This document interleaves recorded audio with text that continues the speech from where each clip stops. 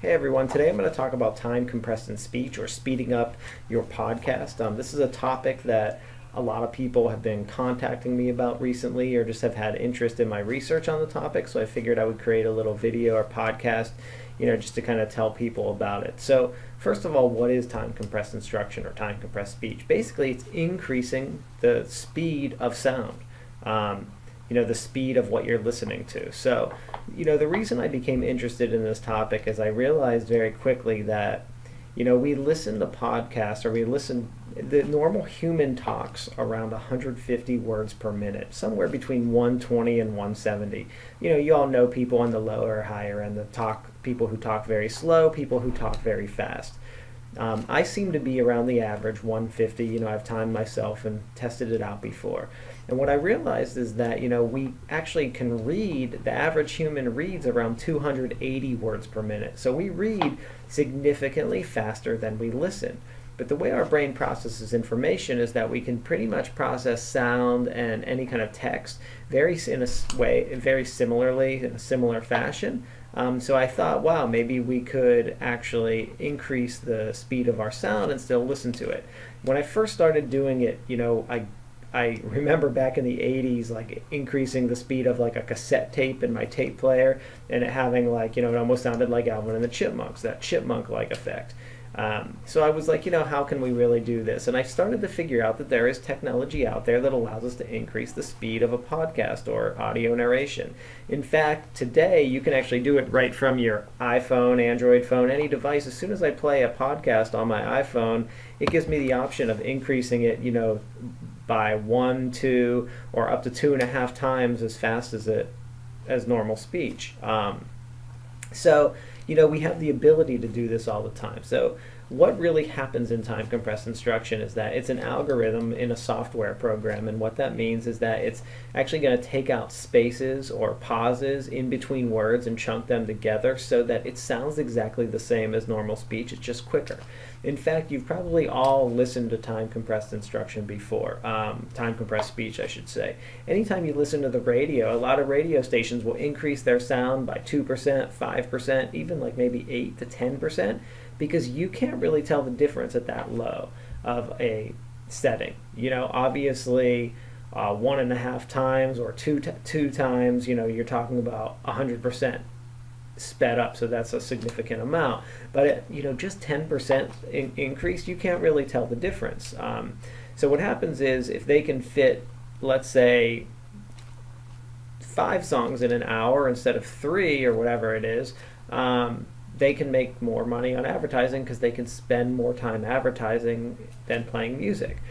So you've all heard it before. You've heard time compressed speech at some point in your lives when you listen to the radio. So that's kind of the research behind it, the background of why I did it, and the research of why does this make sense? Why should we be able to understand it? So what does the research say about learning in this fashion? Well, first of all, obviously it depends on how fast or slow the person is talking. If they're way in that 120 or lower, you're going to be able to increase it a little faster than if they are speaking really fast. Additionally, depending on what you're learning this for, if you're really learning something, like if you were a medical student studying your medical text, you're not going to be able to listen as fast as you're going to be able to listen if you're just trying to get like the baseball scores, right? We're not going to be able to hear it as fast because we are really paying attention and really studying, really trying to memorize versus just trying to pick out various pieces of information.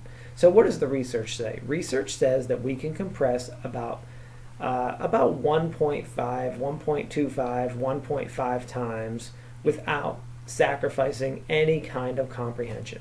Now, that's on average. So we're talking about the average person that speaks 150 words per minute. We can compress their speech about 1.5 times without sacrificing anything as far as like high-level learning, like problem-solving knowledge we're going to gain from that podcast.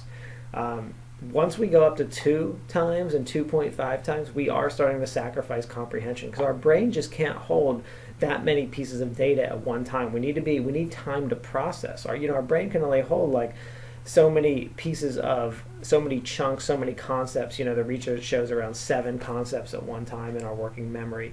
So we need, if we're listening at this 2 or 2.5 times, what happens is you actually start to lose information because we're not able to process it quick enough. So we really need to be able to slow it down enough, but speed it up enough that we can still process, still learn, but not waste time. Otherwise, why not just read it? If I can read at 280 words per minute, why would I not do that all the time? Because it's so much quicker. We're a society that values time significantly. We're very fast paced.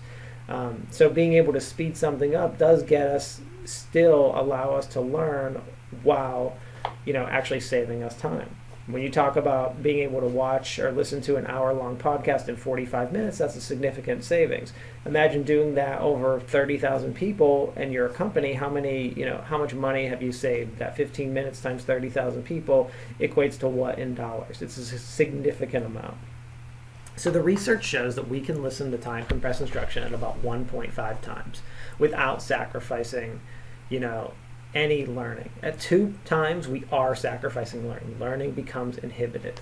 So then I found that out in my research, and a few of my colleagues as well. We looked at this and examined it. Then I started to ask myself, well, what do people even enjoy? Are people gonna even increase it to about 1.5? Are they gonna increase it to 2.5? Since you have the ability, it's right there on your phone, are they gonna do it? So I did a few research studies, and basically what I found is that people will increase it up to about 25% or 1.5 times to actually, figure out what do they prefer. Most people preferred around they didn't prefer to really increase the speed too much. At the 2 and 2.5 times, people did not enjoy that. That's 100% compression. People did not like that. It's just too fast.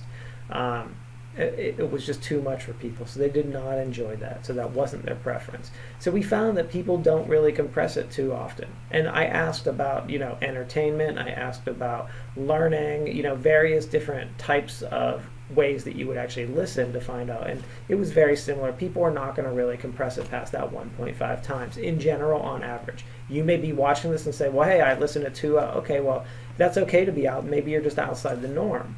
And that's fine. There's nothing wrong with that. Some people can obviously read faster than others, process things faster than others. Everyone is different. But we're talking about averages. How do people learn on average? So that's about what we found. So that's what the current research has really told us about time compressed instruction. Thank you.